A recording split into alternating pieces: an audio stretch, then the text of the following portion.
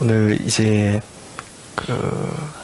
왕후 에스더가 왕을 위해서 베푼 잔치 두 번째 잔치가 되었습니다. 네, 이날이 바로 하만의 제삿날이 되었습니다. 그러니까 악인은 하나님 앞에 반드시 무너질 수밖에 없고 그들의 악한 도모는 결코 설 수 없다라는 것을 오늘 본문이 극명하게 보여주고 있는 것입니다. 근데 이제 왕이 에스더가 그 잔치에 나온 모습을 보고 너무 아름답고 에스더가 베푼 잔치가 너무 즐겁고 좋아서 에스더에게 이렇게 이전에도 물어봤는데 또 이렇게 같은 내용으로 에스더에게 물어보았습니다. 그대의 소청이 무엇이냐? 너의 소청이 무엇이냐? 이 질문 앞에서 에스더는 이렇게 대답했습니다. 3절입니다. 왕후 에스더가 대답하여 이르되 왕이여 내가 만일 왕의 목전에서 은혜를 입었으며 왕이 좋게 여기시면 내 소청대로 내 생명을 내게 주시고 내 요구대로 내 민족을 내게 주소서. 내 소청대로 내 생명을 내게 주시고 내 요구대로 내 민족을 내게 주소서. 이 대목을 제가 묵상하는데 마음이 뜨거워지고 그렇게 감동이 이렇게 마음에서 올라오는 것을 느꼈습니다. 정말 눈물이 지금 우리나라의 상황을 이렇게 생각하면은 눈물 없이는 정말 이 대목을 읽을 수가 없는 것입니다. 우리의 기도가 이와 같아야 된다고 생각합니다. 우리가 하나님 앞에 기도할 때 우리도 에스더처럼 내 민족을 내게 주소서, 내 민족을 내게 주소서. 여러분, 이 민족이 어떤 민족입니까? 1866년에 대동강변에 영국의 토마스 선교사가 제너럴 샤머너를 타고 도착했습니다. 근데 우리나라를 방비하는 사람들에게 막혀서 이 제너럴 샤머너가 불타고 간신히 이제 성경책 들고 배에서 뛰어내렸는데 박충권이라는 사람이 이 토마스 선교사의 목을 베어버렸습니다. 기록에 의하면 그의 시체까지도 불태워졌다라고 그렇게 기록하고 있습니다. 그가 한 것은 무엇이냐면 이 땅에 상륙해서 말 한 번 제대로 건네보지 못하고 성경 손에 들고 그거를 박충권이라는 사람에게 보여주고 성경을 뿌리고 순교의 그런 씨앗이 된 것 외에는 그가 한 것이 없습니다.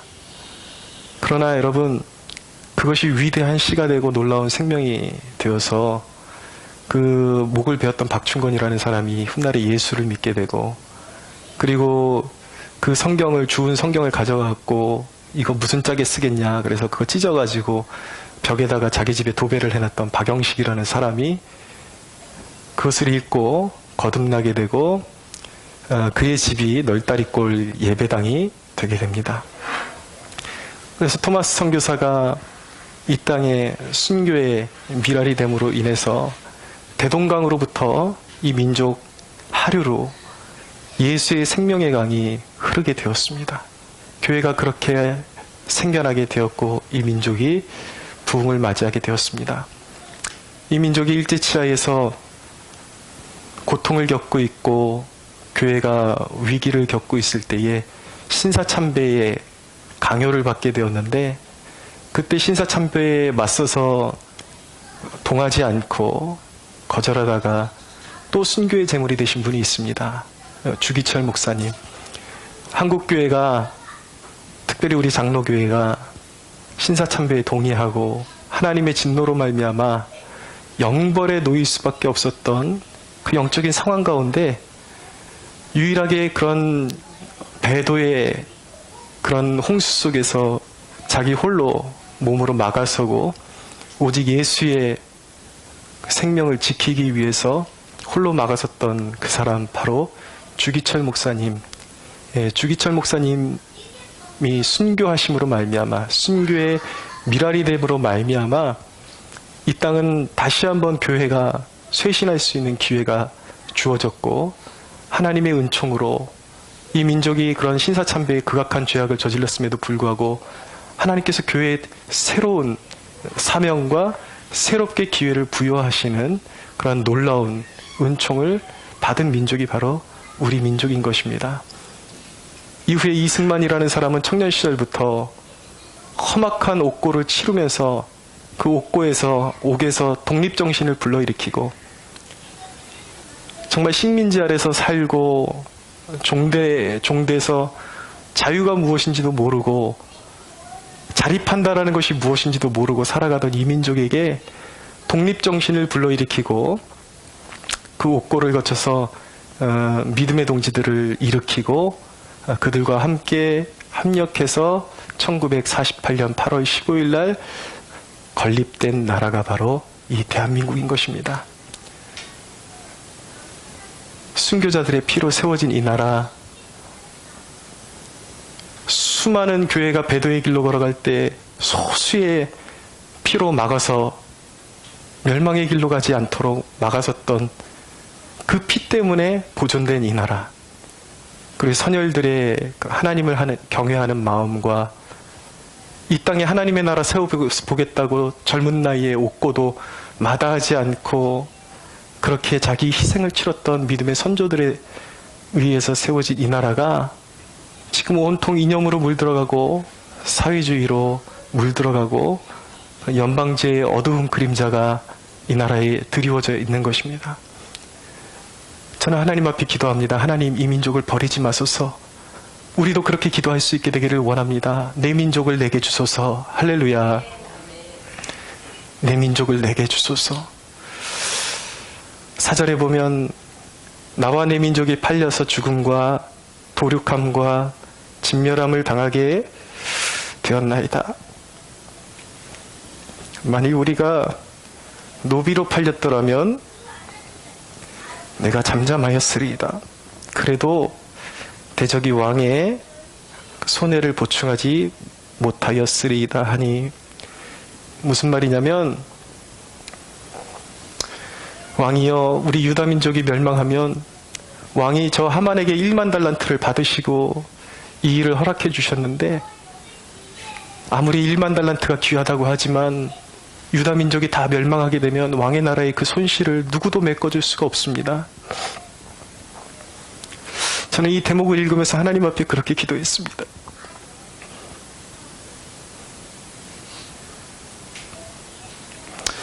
하나님, 이 민족이 절망 가운데 멸망의 늪으로 들어가면 하나님, 이 민족 가운데 누가 하나님을 예배할 수 있겠습니까? 물론 하나님은 전능하셔서 돌들로도 소리치게 하시겠지만, 하나님, 이 수많은 교회들이 잠들어가고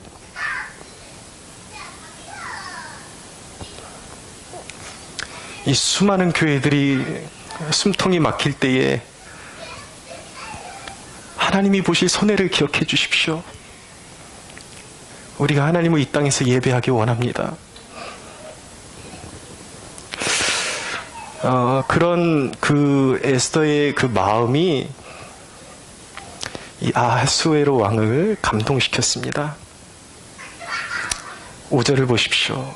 아하수에로 왕이 왕후 에스더에게 말하여 이르되, 감히 이런 일을 심중에 품은 자가 누구며 그가 어디 있느냐 하니, 에스더가 이르되, 대적과 원수는 이 악한 하만이이다 하매, 하만이 왕과 왕후 앞에서 두려워하거늘. 왕의 마음이 감동되었습니다. 그래서 에스더의 간청이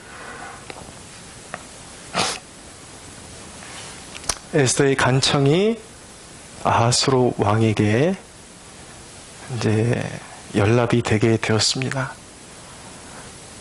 그래서 하만을 이제 심판하고 승리의 깃발을 올릴 수 있게 된 것이죠. 여러분, 첫째로 우리의 승리의 근원은 오직 유일하신 하나님이심을 우리는 믿는 것입니다. 할렐루야. 네. 여러분, 우리가 아무리 나라를 위해서 일한다고 하지만, 많은 소리를 낸다고 하지만, 우리가 하나님을 떠나서 할 수 있는 일이 있다고 우리는 생각해서는 안 되는 것입니다. 이 에스더의 계획이 관철될 수 있도록, 그의 계획이 실패하지 않도록 끝까지 붙들어 주신 분이 누구십니까? 바로 하나님이십니다. 아무리 인간이 선한 일을 품을지라도 하나님이 그 계획을 붙들어 주시지 아니하시면 그 계획은 무용지물이 되고 마는 것입니다. 여러분, 인간이 하나님을 떠나서 열매 맺을 수 있고, 하나님을 떠나서 뭔가 거대한 사명을 이루고 나라를 지켜낼 수 있다라고 생각하는 것이 얼마나 오만하고 무모한 일인지, 인간의 노력으로 자기의 성을 쌓는 것이, 하나님을 떠나서 자기의 인생을 구축하는 것이 얼마나 오만하고 교만하고 인간의 착각인지 우리는 성경을 통해서 쉽게 알 수가 있습니다. 예수님께서는 분명히 그렇게 말씀하셨어요. 내 안에 거하라.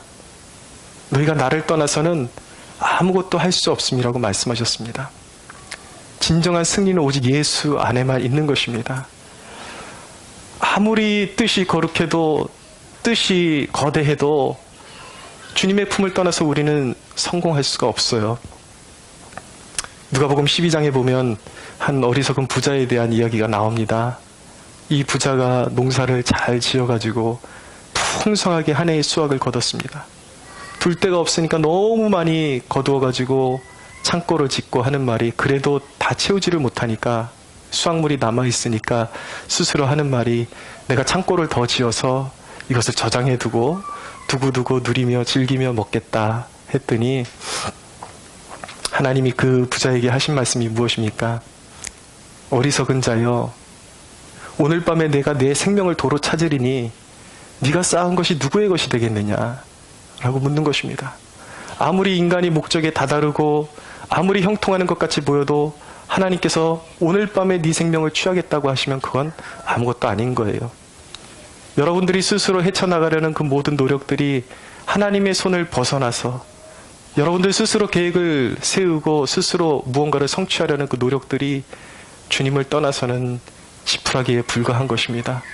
그러므로 여러분, 제가 목사로서 여러분에게 왜 그렇게도 기도하라 그렇게 강조하는지 아시겠습니까? 여러분, 우리는 끊임없이 기도해야 하는 것입니다. 할렐루야. 주님을 떠나서 우리는 아무것도 할 수 없어요. 여러분, 우리는 주님이 온 세상 만물의 역사를 주관하시고 역사의 물줄기를 붙잡으시고 주님만이 유일하게 승리를 선언하시며 하나님의 백성들을 영원한 생명으로 이끄실 수 있는 분이기 때문에, 그 역사의 주인이신, 그리고 승리의 깃발을 손에 쥐고 계신 그분을 붙잡고 그분을 영원토록 따라야 하는 것입니다. 오늘 우리의 위기 가운데 우리가 회복해야 될 신앙이 바로 여기 있는 거예요. 여러분, 삶을 방심하지 마십시오. 하나님을 떠나서 여러분들이 스스로 열매 맺을 수 있을 것이라고 착각하지 마십시오. 이 민족의 구원도 단순히 우리의 노력에 있는 것이 아닙니다. 아무리 성내고 화내고 상대방을 인격적으로 모독하고 그런다고 해서 우리에게 구원이 주어지는 것이 아니에요. 승리가 주어지는 것이 아니에요. 하나님의 선한 손이 우리와 함께 하시고 하나님이 우리의 손을 들어주실 때에 우리는 결국 승리를 맛보게 될 것입니다. 그러나 여러분, 분명한 것은 무엇이냐면, 오늘 말씀을 통해서 우리가 도달하게 되는, 우리에게 위로를 주는 진리는 무엇인가? 악인은 결국 악인은 스스로 몸부림치다가 결국 심판의 자리로 떨어지고 말게 된다라는 것입니다. 7절을 보십시오. 왕이 노하여 일어나서 잔치자리를 떠나 왕궁 후원으로 들어가니라. 하만이 일어서서 왕후 에스더에게 생명을 구하니 이는 왕이 자기에게 벌을 내리기로 결심한 줄 알미더라. 왕이 후원으로부터 잔치자리에 돌아오니 하만이 에스더가 앉은 걸상 위에 엎드렸거늘 왕이 이르되 저가 궁중 내 앞에서 왕후를 강간까지 하고자 하는가 하니 이 말이 왕의 입에서 나오매 무리가 하만의 얼굴을 싸니라. 왕의 진노가 불같이 일어난 이유가 무엇이었냐면 하만이 유다인을 멸하기로 계획을 세웠는데 그 계획 안에 누구까지 포함이 되어 있는가? 왕이 가장 사랑하는 왕후까지, 에스더까지 거기에 포함되어 있었기 때문에 그 사실을 알고 나서 왕이 화를 주체를 할 수가 없는 거예요. 그래서 그 왕이 어떻게 할까? 이 인간을 도대체 어떻게 해야 될까? 그것을 고민하기 위해서 잠깐 자리를 피했다가 들어오는데 그림이 묘하게 돌아갔습니다. 그러니까 하나님이 한번 대적하기 시작하시니까 이 악인이 뭘 해도 코가 깨지는 거예요. 앞으로 가도 코가 깨지고 뒤로 가도 코가 깨지고 이제 목숨을 구걸하기 위해서 걸상에 앉아있는 에스더에 가서 구걸을 합니다. 근데 오늘 본문에 보니까 8절에 걸상에 에서가 앉아 있었다 그러는데 사실은 이건 침상 모양으로 된 이제 걸상을 이야기하는 것입니다. 고대 근동 지방에는 식사 습관이 지금 잔치 자리거든요. 식사 습관이 어떻게 돼 있었냐면 그 걸상 침상같이 생긴데 반쯤 걸터 누워가지고 모로 누워가지고 식사를 하고 서로 이야기를 나누는 것이 관습이었습니다. 왕후가 그렇게 반쯤 비스듬히 누워 있는데 하만이 가서 옷자락을 잡고 막 살려달라고 하는 모습이 왕에게 어떻게 보였냐면 이제 겁탈을 하려고 하는 모습처럼 그렇게 보이게 된 거예요. 여러분, 이전에는 하만이 이 악한 꾀를 가지고 조금만 꾀를 쓰면 무엇이든지 형통한다는 그런 자부감이 있었을 것입니다. 근데 여러분, 오늘 이제 이 심판의 끝자락에서 이제 자기도 직감적으로 알았을 거예요. 이제는 남은 건 죽음밖에 없구나. 그런 심판의 그 끝자락에서 하만이 무엇을 생각했겠습니까? 여러분, 아마 순간적으로 그런 생각을 했을 것입니다. 그동안 내가 잔머리 쓰고 악한 생각으로 계략을 꾸미고 모든 것이 그래도 잘된다 생각했는데 그것이 알고 보니까 형통이 아니라 하나님이 나에게 주신 회개의 기회였구나 라는 것을 깨닫게 되었을 것입니다. 여러분들의 인생 가운데 하나님 없이 일이 잘 된다고 방심하지 마십시오. 그것은 형통이 아닌 것입니다. 오늘날 하나님을 멀리하고 자기의 인생을 구축하는 수많은 그리스도인들이 깨달아야 되는 것은 무엇이냐면 하나님은 결코 만홀히 여김을 받지 않으신다라는 거예요. 속임을 받지 않으신다라는 것입니다. 하나님의 영광을 구하지 않고 자기의 인생을 살아가려고 그렇게 열심을 내다가 알고 보면 그것이 순간순간이 회개의 기회였다라는 것을 미련한 인간이 깨닫지 못하고 이렇게 해도 잘 되는구나. 이렇게 해도 돈 많이 벌고 이렇게 해도 승진하고 이렇게 해도 내 인생 편안하구나. 그런데 여러분, 하나님을 등지고 사는 모든 인간이 악인이라고 제가 말씀드렸습니다. 악인의 결국은 심판이에요. 멸망이에요. 우리의 믿음은 그냥 내가 믿습니다 이렇게 말로만 해서 되는 것이 아니라 우리의 삶으로, 우리의 행동으로 증명이 되어야 하는 것입니다. 이제 이 악인이, 이 하만이 하나님을 대적하기 위해서 자신이 만들어 놓은 25m나 되는 그런 장대나무에 하나님의 자녀인 모르드게를 해코지해가지고 거기에다 달아서 죽이려고 그랬는데 오늘 자신이 거기에서 매달리게 되었어요. 9절을 보십시오. 왕을 모신 내시 중에 하르보나가 왕에게 아뢰되 왕을 위하여 충성된 말로 고발한 모르드게를 달고자 하여 하만이 높이가 50규빗 되는 나무를 준비하였는데 이제 그 나무가 하만의 집에 있나이다. 왕이 이르되 하만을 그 나무에 달라 하매 모르드게를 매달려고 한 나무에 하만을 다니 왕의 노가 그치니라. 여러분, 악인에게는 인생의 비전이 없습니다. 지금 형통하는 것 같지만 그의 길은 이미 정해져 있습니다. 멸망인 거예요. 시편 73편이 그 악인의 그 결국에 대해서 아주 신랄하게 말씀하고 있는데 보십시오. 그들이 주께서 참으로 그들을 미끄러운 곳에 두시며 파멸에 던지시니 그들이 어찌하여 그리 갑자기 황폐하였는가 놀랄 정도로 그들은 전멸하였나이다. 주여, 사람이 깬 후에는 꿈을 무시함같이 주께서 깨신 후에는 그들의 형상을 멸시하시리이다. 악인의 그 형통이 이 시편의 기자가 아주 기가 막힌 묘사를 하고 있는 거예요. 마치 하나님이 꿈꾸시는 것처럼 하나님의 꿈속에서 악인이 잠깐 하나님의 허락 가운데 형통하는 것 같지만 하나님이 아니야 그러고 그냥 하나님이 꿈에서 딱 깨시니까 그의 인생은 뭐예요? 그 꿈속에 사라져버리는 거예요. 그것처럼 악인의 인생은 결국 하나님께 무시당하고 말 것이다 라는 것이 성경의 진리인 것입니다. 악인에게는 비전이 없어요. 사랑하는 여러분, 이 나라가 어둡고 어디로 가는지 모르겠지만 악인은 결코 형통할 수 없고 악인의 발길은 하나님께 붙들려 있고 악인은 결국 하나님의 손에 붙들려서 심판에 던져질 수밖에 없다라는 이 대목이 오늘 이 민족의 하나님 앞에 엎드려 부르짖어 기도하는 하나님의 백성들에게 위로인 줄로 믿습니다. 악인들의 날이 얼마 남지 않았습니다. 성도여, 힘을 내십시오.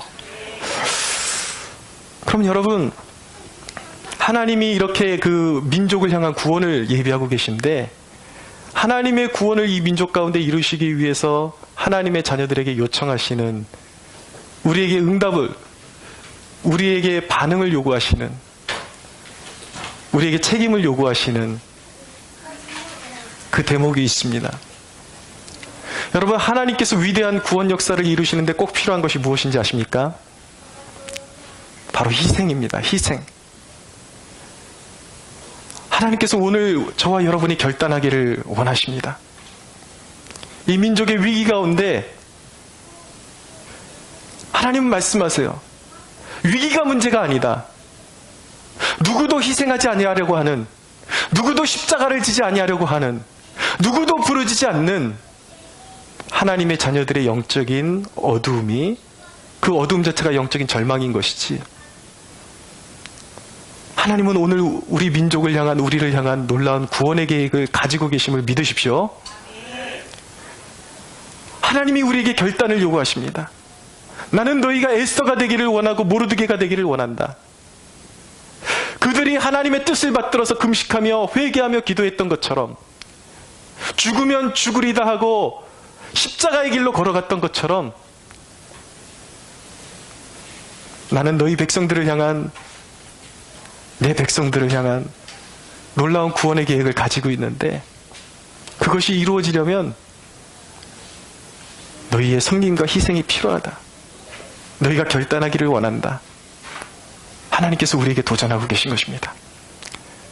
여러분, 우리가 지금 이 시점에서 이 민족의 어두움 가운데 어둠이 짙게 드리워지고 있는데 우리가 할 수 있는 일이 무엇입니까? 첫째는 기도하는 것입니다. 절박하게 기도하는 것입니다. 소돔이 의인 10명만 있어도 하나님께서 멸망치 아니하시리라고 말씀하셨습니다. 할렐루야. 저와 여러분이 이곳에 소수가 모여있지만 결코 작은 인원이 아닙니다. 우리가 깨어서 기도할 수 있다면 하나님은 은혜의 빛을 이곳에 드리워 주실 것입니다. 두 번째는 무엇을 할 수 있는가? 여러분, 이 상황을 전해야 돼요. 그냥 입 다물고 있으면 안 되고, 지금 이 민족이 에스더가 왕에게 오늘 들어가서 그대의 소청이 무엇이냐라고 이야기했을 때에, 왕이여, 오늘 내 민족이 다 죽임을, 몰살을 당할 위기에 처했습니다. 왕이여, 깨어나십시오. 우리를 보살펴 주십시오. 이와 같이 우리도 우리 주위에 있는 사람에게 여러분 최소한 여러분들 가족만큼 책임지고 나라의 이 상황을 전하셔야 돼요. 이 나라의 상황이 좋지 않다. 깨어나야 된다. 전해야 됩니다. 물론 여러분 단순히 우리의 노력으로 되는 문제가 아니에요. 누누이 말씀드리지만 하나님의 개입이 있어야 하는 것입니다. 그런데 하나님의 개입은 어떻게 우리에게 나타나는가? 하나님의 말씀을 받들어서 우리가 할 수 있는 만큼의 최대한의 순종을 감당하는 백성들을 하나님은 도우십니다. 할렐루야. 여러분, 하나님께서 저 북한의 악한 정권을 무너뜨릴 수 있는 방법은 하나님의 방법이 있습니다. 여러분, 하나님이 역사하시면 이 땅 가운데 전쟁의 공포가 드리워지지 않는다 할지라도 하나님께서는 저 악한 정권을 하루아침에 무너뜨릴 수 있는 전능자이심을 믿으시기 바랍니다. 예. 오늘 저희 사모하고 아침에 기도하고 나서 그런 소망을 나눴어요. 기도하는데 저도 이상하게 예전부터 이 민족을 놓고 기도하면은 눈물이 그렇게 뜨겁게 나오는데 참 이상해요. 어디서 그런 배짱이 나오는지 이게 돌아가는 상황을 보면 절대 절망인데 이상하게 하나님의 그 임재 가운데 느껴지는 것은 하나님의 전능하심을 느끼게 해주세요. 내가 그렇게 호락호락하지 않아. 내가 이 역사에 고삐를 쥐고 있어. 할렐루야. 그래서 오늘 제 아내하고도 아침에 나눈 얘기가 꼭 북폭이 아니래도 하나님이 성령의 바람이 북녘 땅에 불어가면은 하나님의 방법으로 선한 무고한 백성들의 피를 흘리지 않고도 김정은 정권이 하루아침에 무너뜨릴 수 있는 하나님의 선한 계획이 분명히 나타날 것 같다라는 소망을 같이 나눴습니다. 할렐루야. 하나님은 반드시 역사하실 거예요. 그렇기 때문에 여러분, 우리가 무엇을 거대한 일을 할 수 있기 때문에 하나님이 그 일을 행하시리라는 믿음이 아니라 제가 말씀드리는 것은 무엇이냐면 하나님이 일하시리라는 그 믿음을 가지고 우리가 할 수 있는 하나님이 우리에게 요구하시는 최선을 다하자는 이야기인 것입니다. 여러분, 이 민족이 당면하고 있는 교회의 위기, 이 나라의 위기, 이 지금 나라와 교회의 위기가 하나로 묶여 있어요. 나라가 살면 교회가 살고 나라가 죽으면 교회가 지금 죽게 되어 있는 것입니다. 이 전쟁은 여러분 단순히 정치 싸움이 아니에요. 정치 논리 싸움이 아니에요. 영적인 싸움이에요. 하나님과 사단의 싸움인 것입니다. 하나님의 백성과 불의한 자들의 싸움인 것입니다. 할렐루야. 우리는 이겨야만 하는 것입니다. 여러분, 중간지대는 없어요. 영적인 싸움에. 선택해야 되는 거예요. 여러분, 여기서 몸 빼고 있고 몸 살이다가 어떻게 요행으로 나라가 건져지면 나도 평화를 맛보겠지? 절대 그런 생각하지 마십시오. 역사 속에서 이미 그러한 생각이 무모하다라는 것을 하나님이 역사를 통해서 이미 우리에게 증명해 주셨습니다. 제가 한 가지 말씀드릴게요. 우리나라에 1907년도에 평양 대부흥이 있었는데 그 즈음에 우리나라에 아주 걸출한 인물이 일어납니다. 저 황해도에 김익두라는 깡패가 있었어요. 정말 그 지방에서 최고 유명한 주먹 깡패가 있었습니다. 근데 이 깡패가 수알른이라는 그 선교사님의 그 말씀을 듣고 거듭났어요. 이 김익두 목사님의 일화는 정말 유명한 일화가 많습니다. 정말 그 안악골의 깡패에서 사람들이 그와 마주치면 사시나무 떨듯이 벌벌벌벌 떨고 하던 그런 사람이었어요. 근데 이분이 회개하고 예수 믿고 한동안 사역을 해도 아무런 능력도 나타나지 않아서 좀 좌절을 겪다가 기도가 필요하구나. 기도에 전념을 다하는 중에 성령의 능력을 충만하게 체험하게 되었습니다. 갑자기 이분을 통해서 막 신유의 역사가 일어나는 거예요. 막 이분을 통해서 얼마나 역사가 많이 일어났으면 당시에 그 장로교 그 총회에서 이렇게 의결한 그 교리까지 당시에 우리나라 장로교의 그런 어떤 그 교리적인 정리를 보면은 신유의 은사는 초대교회에 그쳤다. 라는 그 지론을 믿고 있는 게 대세였는데, 아니다. 지금 멀쩡하게 지금 오늘날 우리 살아가는 이 시대에도 신의와 기적이 일어나고 있다라고 해서 그 약관을 고쳐야 될 정도의 이슈가 됐던 그런 분이었습니다. 뭐 이루 말할 수 없는 많은 사람들이 치유를 받았죠. 턱이 여기까지 늘어져가지고 턱뼈가 작동을 안 하고 일생 말을 할 수 없었던 사람이 이 김익두 목사님이 한번 안수하고 기도하니까 턱이 들러붙고 바로 거기서 좋다 고백을 하게 되고 하나님을 찬양하게 되는 역사들이 일어나고 그런 거예요. 무려 이분이 전국에 교회를 개척하시고 교회를 건축을 하신 게 150개 교회를 건축을 하셨습니다. 이분의 설교에 감동을 받고 목회자가 된 사람이 200명이에요. 이분의 신유를 통해서 고침받은 사람이 1만 명이 넘습니다. 대단하죠? 근데 이분이 인생의 후반전에 좀 더 하나님 앞에 잘했으면 좋았을 텐데, 당시에 그 이제 북쪽에 공산화가 이루어지고 1950년대 이제 전쟁이 일어나게 되죠. 근데 그 즈음에 믿음의 절개를 지켰으면 참 좋았을 텐데, 공산당의 협박에 못 이겨서 이분이 공산당에 동조를 하게 되고, 공산당의 어용단체인 조그련이라고 하죠. 조선 그리스도교 총연맹, 그곳의 총회장이 됩니다. 그렇다고 해서 여러분, 제가 지금 이 말씀드리는데 조심해야 되는 것은 무엇이냐면, 그분의 그런 모든 사역을 다 제로로 돌릴 수는 없는 거예요. 그분의 사역이 다 가짜였다라고 말할 수는 없는 것입니다. 그러니까 지금 이 대목은 그분의 그런 신유 사역이나 이런 것이 다 가짜였다라는 그쪽으로 소급되면 안 되는 것이고, 하나님 앞에 얼마나 신실한 사람도 순간에 믿음을 지키지 못하고 저버렸을 때 얼마나 비극적인 인생으로 마감할 수 있는지 경종을 울리는데 이 메시지에 포커스가 있는 거예요. 그래서 그렇게 이분이 공산당 어용단체에 이 협조를 하게 됐는데, 그래서 생명을 부지하고 살았어요. 근데 1950년도에 우리나라의 이 공산당이 저 부산까지 내려갔다가 유엔군이 이제 개입하게 되면서 다시 쫓기기 시작하죠. 그럼 쭉 올라옵니다. 쭉 올라오면서 이 김익두 목사님과 교인들을 한꺼번에 총살시키는 그런 일이 벌어지게 됩니다.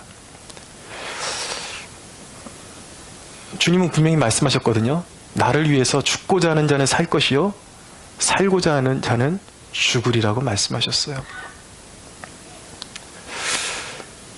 지금 당장 두려움 때문에 이 잔을 피하면 내가 살아나리라는, 내 삶이 안정되고 반석 위에 세워지리라는 착각을 버려야 하는 것입니다. 하나님은 하나님의 영광을 위해서, 주의 이름을 위해서 죽고자 하는 자를 살리십니다. 할렐루야. 여러분, 이 민족의 위기 가운데 체면 차려야지 누가 나를 욕하고 외로워지고 사람들이 나를 떠나가고 이 두려움 가운데 잠잠하고 누군가가 나를 대신해서 싸워주고 대신 목소리를 내주면 일이 잘 돌아가겠지? 여러분, 하나님의 계산은 정확하십니다. 하나님의 나라를 위해서 일하는 자들에게는 생명으로 보답해 주실 것이고, 나라가 이렇게 어두운데 비겁하게 뒤로 물러나 있는 사람들은 어떤 방법인지 인간이 판단할 수는 없지만 반드시 하나님은 그가 심은 대로 거두게 하시는 분이 하나님이신 것입니다. 그래서 오늘 이 말씀의 대목을 통해서 우리가 다시 한번 이 에스를 통해서 도전받아야 하는 것, 이 민족의 위기 가운데 하나님께서 성령의 감화를 통해서 이 민족 그리스도인에게, 이 대한민국 성도들에게 주시는 경고의 메시지는 무엇인가? 바로 이것입니다. 너희가 만일 이때에 잠잠하면 유다인은 다른 데로 말미암아 구원을 얻으려니와 너와 내 집은 망하리라. 사랑하는 여러분, 하나님의 경고의 메시지를 겸허함으로 받을 수 있게 되기를 원합니다. 여러분, 싸울 때 싸워야 돼요. 목소리를 낼 때 낼 수 있어야 돼요. 지금 싸워야 우리 후손들에게 소망이 있는 것입니다. 지금 싸워야 우리 민족에게 소망이 있는 것입니다. 할렐루야. 여러분, 하나님께서는 반드시 우리 민족을 구원해 주실 것입니다. 우리 민족에 여전히 소망이 있습니다. 기도하는 저와 여러분들이 소망인 줄로 믿습니다. 그러므로 여러분, 몸살이지 마십시오. 이 하나님의 경고의 메시지는 위협이 아니라 몸살이지 말고 적극적으로 뛰어들라는 권면의 메시지인 것입니다. 강력한 촉구인 것입니다. 나의 백성들아, 일어나라. 어둠에게 지지 말고 교회를 위해서 싸워라. 할렐루야. 주님께서 이 나라 가운데 드리워지실 때에, 드리우실 때에 모든 악한 자의 계획을 소멸하시고 그들이 세웠던 계획 위에 그들을 매다시고 진정한 그리스도인들이 이 땅 가운데서 후손들과 함께 영원토록 하나님을 찬양할 수 있도록 자유와 진정한 축복과 번영을 이어가실 것을 우리는 믿어야 하는 것입니다. 우리 하나님께 영광의 박수 올려드리겠습니다.